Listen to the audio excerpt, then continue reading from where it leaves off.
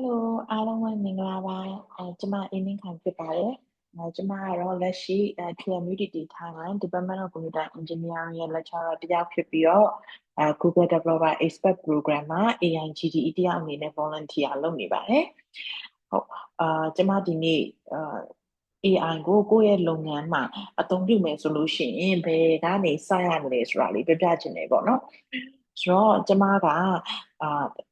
ကျမရဲ့ကိုယ်ပိုင်အချိန်မှာ consultant လုပ်တယ်ပေါ့နော် consultant လုပ်တာက2020အကုန်လောက်ပေါ့နော်2020ကုန်ကနေကျမ PhD ကျောင်းကိုပို့ရတယ်ကနေလုပ်ခဲ့တာပေါ့နော်ဆိုတော့ကျမပြည်တွင်းလုပ်ငန်းတွေဒီပြည်ပလုပ်ငန်းတွေ NGO တွေကိုကျမဒီ AI နဲ့ပတ်သက်ပြီးတော့သူတို့digital transformation လုပ်ချင်တာဖြစ်စေသူတို့ရဲ့လုပ်ငန်းမှာ AI ကိုအသုံးပြုချင်တာဖြစ်စေကျမ consulting technical consulting လုပ်ပေးတယ်ပေါ့နော်အခုကတော့ဒီ AI ကိုတော်တော်များများကအသုံးပြုဖို့စိတ်ဝင်စားလာကြတယ်လုပ်ငန်းကြီးတွေမကလုပ်ငန်းသေးတွေကပါအသုံးပြုဖို့စိတ်ဝင်စားလာတဲ့အချိန်မှာကျမကိုချက်ပေါက်ကနေလာမေးကြတာတွေရှိတယ်ပေါ့နော်ဒီ AI အတွက်ဘယ်ကနေစလုပ်ရမလဲလို့ပြီးတော့ဒီ AI နဲ့ပတ်သက်ပြီး AI နည်းပညာကိုလေ့လာခြင်းနဲ့လူငယ်တွေကလည်းလာမေးကြတာရှိတယ်ဒီနေ့တော့ကျမကလုပ်ငန်းတွေအနေနဲ့ AI အသုံးပြုဖို့ဘယ်ကနေစလို့ရမလဲဆိုတာလေးကိုကျမအဓိကထားပြီးတော့ပြောပြခြင်းတယ်ပေါ့လေအဲ့တော့ AI နဲ့ပတ်သက်ရင်အခုဖြစ်နေတဲ့ပြောင်းလဲမှုတွေကတော့အရင်မြန်တိုးတက်မှုတွေကိုမြင်နေရတယ်ဆိုတာတော့အကုန်လုံးလည်းသိပြီးသားပေါ့နော်ဒါပေမဲ့ဒီလိုမျိုးမြန်ဆန်တဲ့တိုးတက်မှုတွေကအရှင်မွေးလို့နေချင်းညချင်းဖြစ်ခဲ့ရတော့မဟုတ်ဘူးပေါ့လေဒီတက္ကသိုလ်တွေဒီနည်းပညာကုမ္ပဏီကြီးတွေကနေနှစ်ပေါင်းများစွာသုတေသနလုပ်ခဲ့တဲ့ရလဒ်တွေကဒီနေ့ဒီအချိန်ခါမှာ product တွေဖြစ်နေထွက်လာတော့ဒီအများပြည်သူကနေ AI ကိုတွင်တွင်ကျကျအသုံးပြုလာနိုင်နေဖြစ်ပါတယ်ပေါ့ဆိုတော့အရင်ကလိုမျိုးကို model ကို train စရာမလိုတော့ဘဲနဲ့အသိရှိပြီးသား model တွေကိုအသုံးပြုပြီးတော့ application level မှာမြန်ဆန်လုပ်လို့ရလာတယ်ပေါ့လေအဲ့တော့လုပ်ငန်းတွေအနေနဲ့ဘယ်ကစရမလဲပေါ့ဘယ်ကစရမလဲဆိုလို့ရှိရင် AI ကိုအသုံးပြုခြင်းတဲ့လုပ်ငန်းတွေအနေနဲ့ပထမဦးဆုံးလုပ်ရမယ့်အချက်ကဒီရှိပြီးသားကိုယ့်ရဲ့ဒီ in-house software engineering team ကိုပေါ့နော် AI knowledge ရအောင် train ရရတယ်စတင်တယ်ပေါ့လေဆိုတော့တချို့လုပ်ငန်းရှင်တွေကကျမကိုမေးကြတယ် AI 10 လုပ်ရမလားပေါ့နော်ဆိုတော့အမှန်တိုင်းပြောရရင်မလို့ဘူးအဲ့လောက်ကြီးအထိအခုအချိန်ကြီးမှာလေAI 10 လုပ်စရာမလိုသေးဘူးလက်ရှိလုပ်တဲ့မှာကကိုယ့်ရဲ့လုပ်ငန်းမှာရှိရဲ့ back end ပေါ့နော် back end engineer တွေ data engineer တွေကို AI knowledge ရှိအောင်လို့ဒီ online course တွေထားပေးတာဖြစ်စေဒီ expert တွေနဲ့အဲ့လိုတစ်ပတ်တစ်ခါလောက်ဆွေးနွေးပြီးတော့ဒီလို knowledge sharing ပုံစံမျိုးနဲ့သူတို့ train ပေးရမျိုးပေါ့နော်အဲ့လိုလုပ်တာဖြစ်စေအဲ့ဒီဟာကပို့ပြီးတော့ကုန်ကြစည်အရာလေသက်တာမှုရှိရပေါ့နော်ပြီးတော့အခုလိုနေရအခုဖြစ်ပေါ်နေတဲ့အနေအထားကကြတော့အရင်ကလို့ဟို AI model ကို train ဖို့အတွက်ရှိပြီးသား AI ကိုယ့်ရဲ့လုပ်ငန်းမှာအသုံးပြုတဲ့ဘက်ကိုပို့သွားနေရပါတော့ဟုတ်တယ်ကိုရင်ကတော့ဟိုမှာ2015-16အချိန်ဒီမှာတော့ကအဲ့လို open source model တွေကလည်းအဲ့လောက်မများသေးဘူးအထူးသဖြင့်ဒီအာ domain ပေါ့နော်မြန်မာစာနဲ့ပတ်သက်တဲ့ဟာမျိုးဆိုလို့ရှိရင်အရင်မများသေးဘူးဆိုတဲ့အတွက်ကျမတို့ကိုယ့်ဘာသာကို train ရတယ်။ဒါပေမဲ့အခုဆိုလို့ရှိရင်ရှိပြီးသား model တွေရတယ်ဥပမာ Gemini ဆိုလို့ရှိရင်မြန်မာစာကိုတော်တော်လေးကိုကောင်းလာပြီပေါ့နော်တကယ်ကို Gemini ကရေးတဲ့မြန်မာစာကပြောရရင်မြန်မာစာကောင်းကောင်းမရေးတတ်တဲ့မြန်မာတယောက်ထက်တောင်မှပဲကောင်းနေသေးရပေါ့နော်ဆိုတော့အဲ့တော့အဲ့လိုဟာတွေကိုလုပ်ငန်းမှာသုံးဖို့ဆိုလို့ရှိရင်ရှိပြီးသား software engineer တွေကို AI knowledge ရအောင်လို့ online course တွေတက်ခိုင်းမယ်ဒီ AI နဲ့ပတ်သက်ပြီးတော့အလုပ်လုပ်နေတဲ့လူတွေဒီ expert တွေ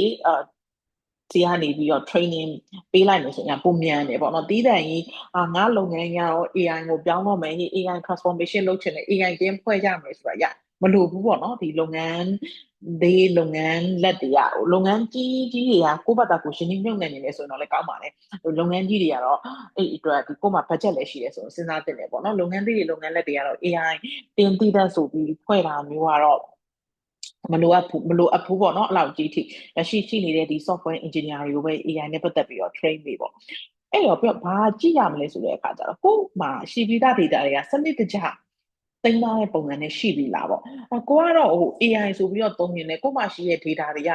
စာရွက်ပေါ်မှာကတဝက်ကွန်ပျူတာထဲမှာတဝက်အဲ့လိုဆိုလို့ရှိရင်မပြည့်စုံဘူးပေါ့နော်အကုန်လုံးက digital format နဲ့ရှိပြီလားရှိပြီးသား data တွေကဒီတန့်စင်ပြီးသား data တွေဖြစ်နေပြီလားပေါ့နော်တန့်စင်ပြီးသား data တွေဖြစ်နေပြီလားအဲ့ဒီဟာကိုကြည့်ရမယ်ပေါ့နော်အဲ့ဒီဟာအတွက်ဆိုလို့ရှိရင်ဘာ AI မှမလုပ်သေးဘူး data ကိုကောင်းကောင်းနိုင်နေတဲ့ဒီ data engineer data analytics တွေရနေပြီးတော့ဒီအရင်ဆုံးဒီ data ကိုစနစ်တကျ format တစ်ခုပေါ့နော် format တစ်ခုတိတိကျကျဒီနဲ့ထွက်လာအောင်အရင်ဆုံးအဲ့ဒီဟာကိုဟိုအနည်းဆုံး6လလောက်ကိုအချိန်ပေးပြီးတော့ကိုယ်လုပ်ငန်းအတွက်data set တစ်ခုပေါ့နော် database တစ်ခုခက်ခဲမှာစောက်တင်တယ်ပေါ့ဟိုကိုကရှိတာ data အဲ့လိုမျိုးဟိုတောင်တစားမြောက်တစားဆာဗာပေါ်မှာတစား database ထဲမှာနည်းနည်း database ထဲမရောက်ဘဲနဲ့စီမီဆွတ်ချဖြစ်နေတာတွေကနည်းနည်းဆိုလို့ရှိရင်ဒါဒီကိုဟာ AI အလိုဘုံနဲ့တွားလို့မရဘူးပေါ့နော်အဲ့တော့စနစ်တကျ data စောက်တာကနေစတင်တယ်ပေါ့လေကျမကတော့ကျမရဲ့ကွန်စားလုပ်တဲ့အခါတိုင်းလေအဲ့ဒါကိုအများနဲ့ဦးစားပေးပြီးထည့်ပြောတယ်ပေါ့နော်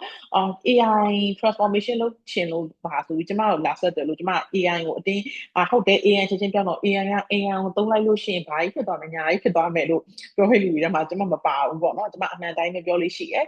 သူတို့ရဲ့ data ရ quality မကောင်းသေးဆိုရင်လည်းမဟုတ်သေးဘူးဒီ data ကို quality ကောင်းအောင်အရင်လုပ်ပါဒီ data ကို format တစ်ခုတက်တက်ရက်လေးဖြစ်အောင်ဒီ data ကနေပြီး insight တွေဆွဲထုတ်လို့ရအောင် structure ကြကြဖြစ်အောင်အရင်လုပ်ပါဆိုတာမျိုးပဲကျွန်မအကြံပေးလေးရှိရပေါ့လေအဲ့ဒီတော့ဒီကိုယ့်ရဲ့ data ကိုအရင်ဆုံးပေါ့နော်ငါလုပ်ငန်းမှာဘာ data တွေရှိတယ်ဒီ data တွေဟိုမှာ client ရဲ့ data တွေ employees တွေရဲ့ data တွေpurchasing data တွေအကုန်လုံး digital marketing ဘက်က data တွေဒီ data တွေအကုန်လုံးကိုစုထားတယ်ဒီ central database clean database တစ်ခုရအောင်လုပ်ပေါ့နော်လုပ်ပြီးတော့ခါကြတော့မှအဲ့လိုကိုယ့်ရဲ့ဒီ in house team ကလူတွေနဲ့တိုင်ပင်ပြီးတော့ကဲငါတို့ဒီကနေဘာလုပ်လို့ရမလဲပေါ့နော်ခုနအမ in house team ကသူတို့လေ့လာရတယ်ဟုတ်ပြီကျွန်တော်တို့ဒီ model တွေတော့လေ့လာရတယ်အဲ့ဒီအတွက်ဒါနဲ့စစမ်းကြည့်မယ်ပေါ့အဲ့မှာနောက်မေးခွန်းတစ်ခုရှိရပါလဲဆိုတဲ့အခါကျဟုတ်ပြီ in house team ကိုဘယ်လောက်ထိ AI knowledge ရအောင် train ပေးရမလဲပေါ့ဆိုတော့ in house လောလောဆယ်အခြေအနေက in house မှာအလုပ်လုပ်မဲ့လူတွေဒီ AI နဲ့ပတ်သက်တဲ့ knowledge မှာ academic တွေလို့တော့ဟိုသင်္ချာတွေကောက်ထွက်ဖို့တော့မလိုဘူးပေါ့နော်ဒီ backward propagation calculus တွေမသိလဲရတယ်ဒါပေမဲ့ဘာလောက်တော့သိဖို့လိုလဲဆိုလို့ရှိရင် supervised learning ဆိုတာဘာလဲ unsupervised learning ဆိုတာဘာလဲ confusion matrix ကိုဘယ်လိုဖတ်မလဲဆိုတာမျိုးလောက်တော့သိရမယ်ပေါ့နော်ဆိုတော့အချို့အခြေခံလေးတွေကိုသိရမယ်ပေါ့အဲ့ဒါလည်းဒီ Coursera က Andrew နိုင်ရဲ့ course မှာဆိုလို့ရှိရင်ဒါအခြေခံသိတဲ့ဒီ developer တယောက်machine learning ကိုစလို့လာပါမယ်ဆိုရင်သိတဲ့အကြောင်းအရာတွေပါတယ်ပေါ့လေဟို academic class ထဲထဲဝင်သိကြမလို့တော့လဲပဲ apply လုပ်မယ်ဆိုလို့ရှိရင်တော့ဟိုဒီ ABN ခေါ်သုံးတဲ့ယုံထက်အဖြေထွက်လာအဖြေကို analyze လုပ်တတ်ဖို့အဆင့်ထိတော့သွားတင်တယ်ပေါ့လေအဲ့တော့အဲ့လိုမျိုးပေါ့အဲ့တော့မှရလာတဲ့ရလဒ်ကိုကြည့်ပြီးတော့ဘာဆက်လုပ်မလဲဆိုတော့ roadmap ကိုဆက်စင်စားလို့ရလာမယ်ပေါ့အဲ့တော့အဲ့ဒီအတွက်ကတော့လေအချိန်ဒီမှာestimate လုပ်တာကတော့6လပေါ့နော် average 6လဒါပေမဲ့ကိုကအဲ့လိုမျိုးအရန်အချိန်ပေးနိုင်တယ်အရန်လေးလာနိုင်တယ်ကိုတင်ကအရန်မြန်တယ်ဆိုလို့ရှိရင်တော့ဟိုဥပမာ computer science အခြေခံရှိပြီးသားလူတွေဆိုလို့ရှိရင်တော့3လလောက်နဲ့ machine learning ကိုကောင်းကောင်း catch up လုပ်လို့ရတယ်ပေါ့လေမဟုတ်ဘူးဆိုရင်တော့6လလောက်ဒီ training တိုင်းရသွားမှာပေါ့ဆိုတော့အဲ့လိုလုပ်လို့ရတယ်ပေါ့အဲ့တော့ဟုတ်ပြီအဲ့လို data လဲဒါရှိပြီးတော့ကိုယ့်ရဲ့ဒီ team ကိုလည်း knowledge upgrade လုပ်ပြီးပြီဆိုလို့ရှိရင်နောက်တစ်ခုကဘာလဲဆိုတော့ဟို AI ကိုလေကိုအရင်အဲ့လိုဟိုအထင်ကြီးအကုန်ပုံမ online နဲ့ပေါ့နော်ဟိုမှန်ပါတယ်အခု AI ကဒီ production level ကိုဟိုရောက်လာတယ်ဒီ consumer နဲ့ပိုရင်းနှီးလာတယ်ဆိုပေမဲ့သူ့မှာအဲ့လိုအားနည်းချက်တွေရှိနေတော့မယ်အထူးသဖြင့်ဒီ domain specific data တွေဆိုရင်မလုံနိုင်ဘူးကိုယ်လုပ်ငန်းကကွက်တိလိုချင်တဲ့အတိုင်းလည်းဖြစ်ချင်မှာဖြစ်မှာပေါ့နော်အဲ့တော့ကိုယ် data တွေနဲ့ fine tuning လုပ်ရတဲ့အပိုင်းတွေမှာဒီ chatbot တွေဆိုလို့ရှိရင်ဒီ RAG ပေါ့နော် RAG သုံးပြီးတော့ကိုယ့်ရဲ့ knowledge base ကိုဒီသူ့ရဲ့ဒီရှိပြီးသား model မှာ fine tune ထပ်လုပ်တာမျိုးတွေလုပ်ရမှာဖြစ်တယ်ပေါ့နော်အဲ့ဒီခါကျရင်ဟို skill တသေးလေးနဲ့စပေါ့နော်ဟိုအကြီးကိုဝုန်းတိုင်းသွားပြီးတော့ဟိုမစနိုင်ဘူးမှာကို့မှာ data ထားပါတော့ data ပေါင်း3သိန်းရှိရဆိုလို့ရှိရင်အခုတစ်ထောင်လောက်နဲ့စကြည့်အခုတစ်ထောင်လောက်မှာရလက်ကဘလို့နေလဲပေါ့အခုတစ်ထောင်လောက်မှာရလက်ကဒီ data တစ်ထောင်လောက်မှာရလက်ကကျင်းတဲ့လောက်ဖွယ်ရကို့အတွက်ဟိုမြင်ပါတဲ့ profit ရလာပြီမြင်သာတဲ့ဒီ significant ဒီထင်ရှားတဲ့အကျိုးကျေးဇူးကိုလုပ်ငန်းအတွက်ပေးနေပြီဆိုလို့ရှိရင်ထပ်တိုးကြည့်ပေါ့နော် အဲ့လိုမျိုးဖြစ်ချင်းဒီကုန်ကြစရိတ်ကိုလည်းကြည့်ပေါ့ဘာဖြစ်လို့လဲဆိုတော့ AI ကကုန်ကြစရိတ်များတယ်ပေါ့နော် AI တော့ကဟို API ခေါ်သုံးမယ်ဆိုရင်လည်း API စရိတ်တွေရှိနေပေါ့နော်အဲ့ဒီခါကျတော့ဒီကိုကအဲ့လိုဘမောလောကြီးအဲ့လိုမျိုးအရင်ကြီးအဲ့လိုမျောလင်းတဲ့ကြီးအကြီးနဲ့တွားပြီးတော့ရင်းတာမျိုးတော့ကျွန်မအားမပေးဘူးပေါ့နော်အရင်ဆုံးငါကုမ္ပဏီကဟုတ်ပြီ AI ကိုဘယ်နေရာမှာလိုလဲဒီဟာအတွက်ရင်းနှီးမယ် AI ကိုဒီနေရာမှာရင်းနှီးမယ်ပြန်ရမယ်အကျိုးမြတ်ကစီးပွားရေးအကျိုးမြတ်ကတကယ်ရှိရလားပေါ့ဘာဖြစ်လို့လဲဆိုတော့ကျွန်မတွေ့ဘူးတယ်ပေါ့နော်ဒီမှာ AI ကိုအနေနဲ့ကမလို့တချို့တွေအဲ့လိုစိတ်ဝင်စားတယ်ပေါ့ enthusiastic ဖြစ်တယ်ပေါ့လေဒါပေမဲ့အဲ့ဒီဟာကိုကျွန်မဘယ်လိုပဲအကြံပေးလဲဆိုကျွန်မလည်းခံရဘူးရပေါ့နော်အဲ့လိုတချို့လုပ်ငန်းတွေ AI စိတ်ဝင်စားတယ်ဒါပေမဲ့နောက်က business profit ကမလိုက်နိုင်တော့ပါဖြစ်တယ်ပြီးတော့တနေ့လောက်ကြာတော့ company ကမရှိတော့ဘူးပေါ့နော်အဲ့လိုတွေဖြစ်တယ်ပေါ့လေဆိုတော့ဒီဟာကို AI မှာရှင်းပြီးပြီးတော့ပြန်ရမယ့်အကျိုးကျေးဇူးနဲ့ဘယ်လောက်ကိုကာမိတယ်ပေါ့နော်အဲ့ဒီအချက်ကိုလည်းထည့်သွင်းစဉ်းစားတင်တယ်ပေါ့လေဟုတ်ပြီ AI သုံးလို့ကိုယ့်လုပ်ငန်းအများမြန်သွားတယ် efficient အများကြီးဖြစ်လာတယ်အဲ့ဒါဆိုလို့ရှိရင်ဖြစ်ဖြစ်ချင်းဒီ upscale လုပ်တဲ့ပုံစံနဲ့သွားတာမျိုးတော့ကျွန်မအများအား suggest လုပ်လို့ရှိရပေါ့နော်ဆိုတော့ပြောရမယ်ဆိုလို့ရှိရင်เนาะဒီ data ပေါ့เนาะ data တခြားရှိပြီလားဒီ central data တခုပေါ့เนาะကိုယ်လုပ်ငန်းဆိုင်ရာဒီ data ဒီတခြားစနစ်တခြားရှိအောင်လုပ်ပါပြီးတော့ခါကြတော့ဒီကိုယ့်ရဲ့ in-house team ကို software team ကိုဒီ knowledge upgrade လုပ်ဖို့ရပြီးတော့ဒီ prototype နဲ့စပြီးတော့အများတန်း evaluate လုပ်နေတွေ့ရပေါ့เนาะအဲ့အချက်လေးတွေကတော့အရေးကြီးပါတယ်လို့နားထောင်ရတဲ့အတွက်ကျေးဇူးတင်ပါတယ်